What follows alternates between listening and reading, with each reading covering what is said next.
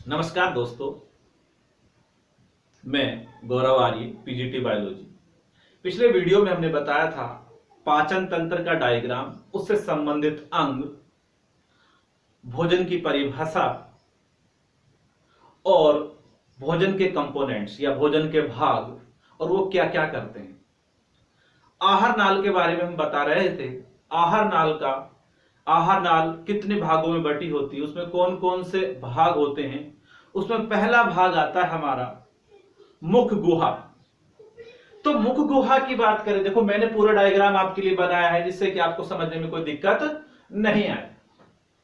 तो मुख गुहा, सबसे पहले हम बात करें मुख गुहा का पार्ट कितना भाग होता है। देखिए बेटा, मुख गुहा का ये वाला पार्ट, सिर्फ मुख गुहा आता है, ये वाला पार्ट। तो मुख गुहा में आप सबसे पहले देख रहे हैं मुख।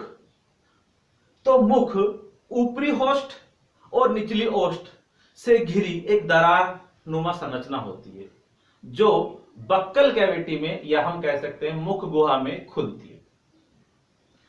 अब मुख गुहा में खुलती है तो मुख गुहा की अगर हम बात करें इस प्रकार से, तो इसकी एक ये छत हो गई और ये इसका फर्श हो गया।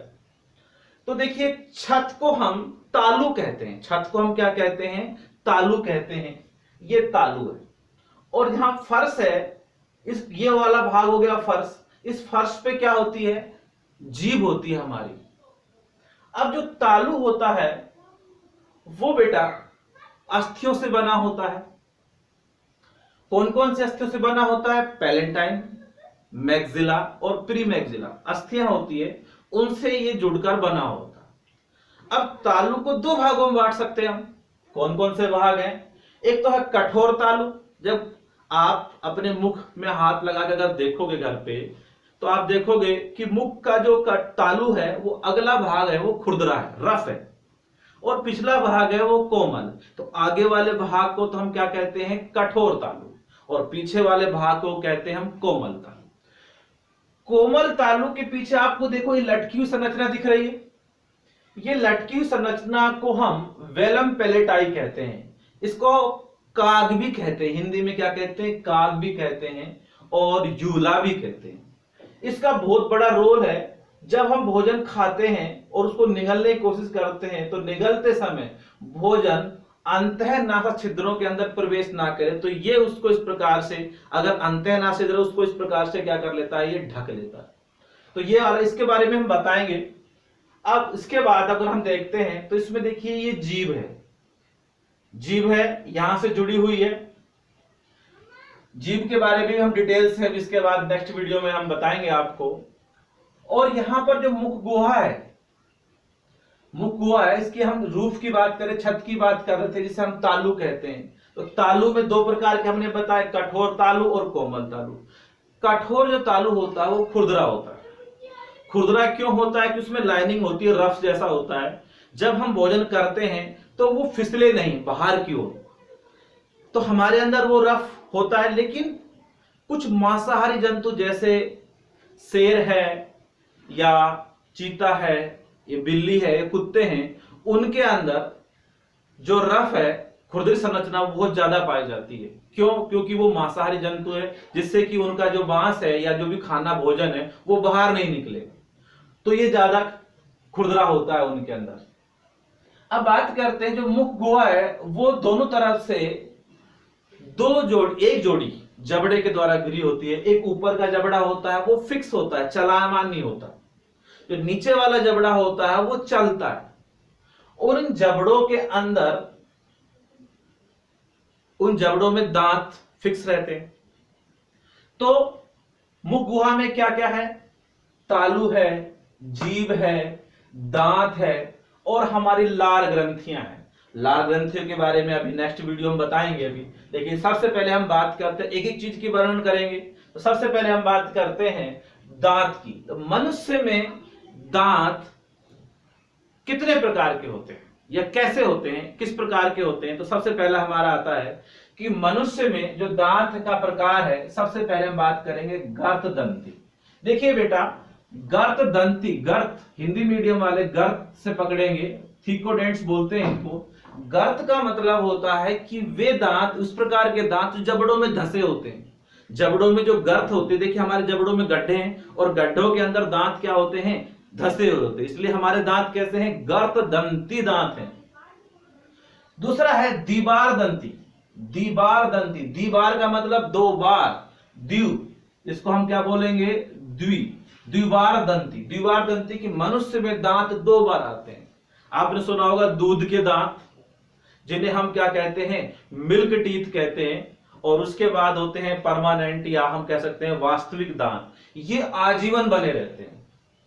अब दूध के दांत 12 या 13 साल के बाद ये तो टूट जाते हैं, 12-13 साल के बाद हमारे नए दांत आते हैं, जिन्हें हम स्थायी दांत कहते हैं, परमानेंट टीथ कहते हैं, और ये हमेशा आजीवन बने रहते हैं। तो दूध के दांत के बारे में बात हो गई। तीसरा बात है विषम दंती। देखिए आप जब दर्पण के सामने खड़े होंगे तो आप अपने दांतों को जब निहारोगे तो आपके जो दांत हैं वो क्या सारे एक जैसे ही हैं, सब अलग अलग दांत हैं, अलग अलग संरचना, अलग अलग प्रकार, यानी कह सकते हैं उनकी आकृति कैसी है, अलग अलग है उनकी आकृति। अब अलग अलग है, आगे के दांत कैसे हैं, बगल वाले दांत कैसे हैं, भीतर वाले दांत कैसे हैं, तो उनके हिसाब से इन्हें क्या कहते हैं, विषम दंती। वे दांत जिनकी आकृति अलग अलग होती है उन्हें, यानी मनुष्य में हम कह सकते हैं मनुष्य में सभी दांत एक जैसे नहीं होते, तो ऐसे दांतों को हम क्या कहते हैं, विषम दंती। तो मनुष्य एक विषम दंती प्राणी है जिसके अंदर विषम प्रकार के दांत पाए जाते हैं, उनकी आकृति हम कह सकते हैं अलग अलग होती है। पहली बात अगर हम बात करते हैं विषम दंती, तो विषम दंती 4 टाइप के हैं। पहला है कृंतक। कृंतक, कृंतक को अंग्रेजी में इंसिजर कहते हैं, जो हमारे सामने वाले दांत है। देखो मैंने एक जबड़े का प्रारूप बनाया है आपके सामने, सामने वाले दांत हैं। तो देखिए ये 4, 1 2 3 4, 4 1 2 3 4, 4 का मतलब 2 जोड़ी ऊपर और 2 जोड़ी नीचे, टोटल कितने हो गए बेटा, 8। तो इनकी संख्या कितनी होती है, 8 होती है। इनकी संख्या कितनी होती है, 8 होती है। और इनकी आकृति ऐसी होती है छेनी जैसी, जैसे आप देखते हो जो मकान बनाने वाले मिस्त्री लोग होते हैं उनके पास छेनी होती है, वो ईंट वगैरह या पत्थर वगैरह काटने का काम करते हैं, ऐसे इस प्रकार की स्ट्रक्चर की दांत होते हैं हमारे अंदर। इनकी संख्या कितनी होती है, टोटल 8। और इनका काम क्या है, कुतरने का काम होता है। इनका काम क्या होता है, कुतरने का काम होता है। अब बात करते हैं रदनख। रदनख का मतलब होता है कि ये ऐसे दांत होते हैं, इनका काम होता है चीरना फाड़ना, और ये मांसाहारी जंतुओं में ज्यादा विकसित होते हैं। मांसाहारी जंतुओं में क्या होते हैं, ज्यादा विकसित होते हैं। और इनकी संरचना इनकी संख्या 4 होती है। इनकी संख्या कितनी होती है, 4 होती है। तो 4 का मतलब देखिए 2 ऊपर, एक तो ये रहा और एक ये रहा, 2 ऊपर और 2 कितने हो गए नीचे, टोटल कितने हो गए, 4। और इनका काम हमने बता दिया क्या है, चीरने फाड़ने का। मांसाहारी जंतुओं में विकसित होते हैं क्योंकि मांसाहारी जंतु कच्चा मांस खाते हैं, चीरने फाड़ने का काम करते हैं। अब बात करते हैं नेक्स्ट अग्रचर्वणक। अग्रचर्वणक को बोलते हैं प्रीमोलर। प्रीमोलर का मतलब होता है, यानी इन्हें डाढ़ भी कहते हैं, चबाने का काम करते हैं। तो इनकी संख्या बेटा होती है 8। 8 का मतलब 4 ऊपर और 4 नीचे। देखिए यहां पर ये वाले और ये वाले टोटल कितने हो गए, 4, और ये वाले और ये वाले टोटल कितने हो गए, 4, टोटल कितने हो गए, 8। नेक्स्ट बात करते हैं हम चवर्णक। चवर्णक को कहते हैं मोलर, और इनकी संख्या 12 होती है। इनकी संख्या कितनी होती है, 12 होती है।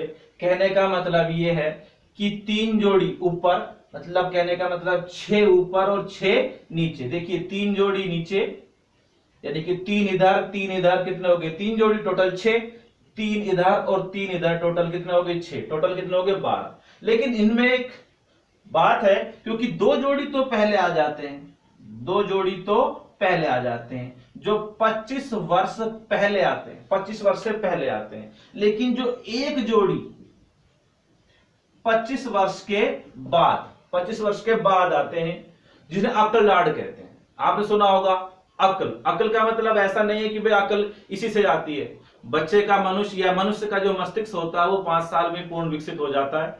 तो अकल वगैरह कुछ नहीं। अब ऐसी दाढ़ को, यानी कि जो 25 साल के बाद जो दाढ़ आती है उसे हम क्या कहते हैं, विजडम टीथ कहते हैं, अकल दाढ़ कहते हैं। और इन्हें भी हम दाढ़ कहते हैं और ये भी काम क्या करते हैं, भोजन को चबाने का काम करते हैं।